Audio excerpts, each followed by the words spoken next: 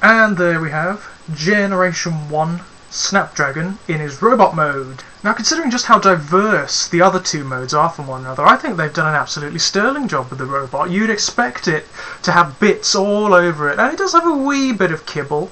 It has the big, that's the most conspicuous bit, it has the big cockpit on the back. But, you know, at the very least it is on the back. At least it becomes something functionable. I mean, you could conceive of that as possibly some sort of jetpack or something, or a backpack. And he does have these wings on his arm. But it is minimal. Especially when you consider the raw amount of kibble that latter line Transformers have. But they only have one mode, like the Beast Wars Transformers and a lot of the Energon and Cybertron Transformers as well. They have bits all over them, and they tend to only have one mode. It's a very, very coherent robot.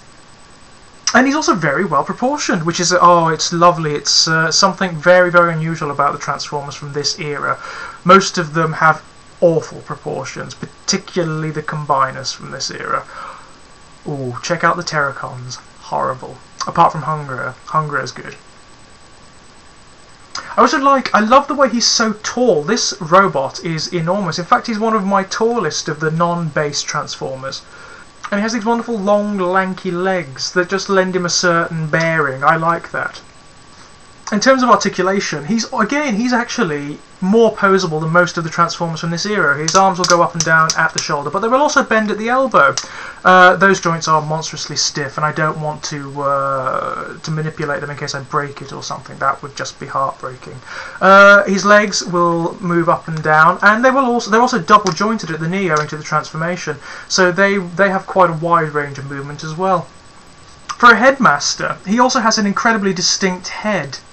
It's not the typical box with the fold-up eyes or anything to that effect. It actually looks really, really cool. It has a much higher cranium, and it looks quite well armoured as well. There's a fair bit of detail on it with metal panelling and little struts and rivets and whatnot, which is really, really nice. I like that a lot. I appreciate that.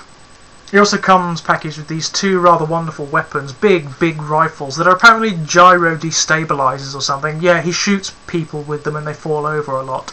Apparently, not terribly offensive, but I imagine he uses these, then he flips to Dragon mode and he just rips them to shreds or something.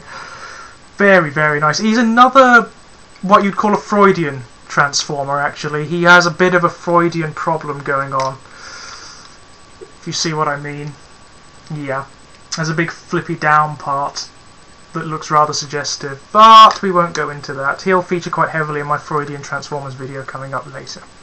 Again, all the same colours from the Dragon and Jet modes. Bit of white, bit of black, bit of purple, bit of turquoise. Offset by some stickers that seem to have survived really damn well, considering that I don't know how many people have owned this before me, because I got it second hand from Auto Assembly, so God knows how many people have had it. But its stickers are all beautifully intact. It has the standard headmaster gimmick, where you slot the head in and you get a readout of his statistics that are very, very high indeed. Very high speed, strength and intelligence. Yay! He's an elite Decepticon. I like that a lot. I like competent bad guys. I don't like seeing bad guys portrayed as idiots, which is why I'm enjoying animated so much. But yes, Generation 1 Snapdragon. A very, very strong Transformer. From the days when Transformers was ailing as a toy line, there's a lot of shite from this period of Transformers. Pretenders, the Terracons, the Seacons, etc, etc, and so on and so forth.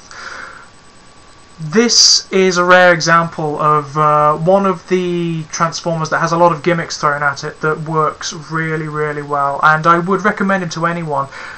Everything that's good about Generation 1 is in this Transformer. He's big, he's very, very solid, incredibly playable, looks wonderful, and it's just a great shame that he didn't feature a wee bit more in any of the continuities. He doesn't feature very much in the cartoon. The only notable thing he does in the cartoon, and it is something that's very notable, is that he almost terminally injures the whining little shite Daniel Witwicky. Oh God! If only it held on a bit longer, or chewed a bit harder in the Rebirth episode when he actually gets Daniel between his teeth and throws him about a bit like a dog with a chew toy. If only it held on longer, bit down harder, we wouldn't have to suffer Daniel Witwicky. Oh well. He's notable for injuring him, and anyone should want him for that, quite frankly.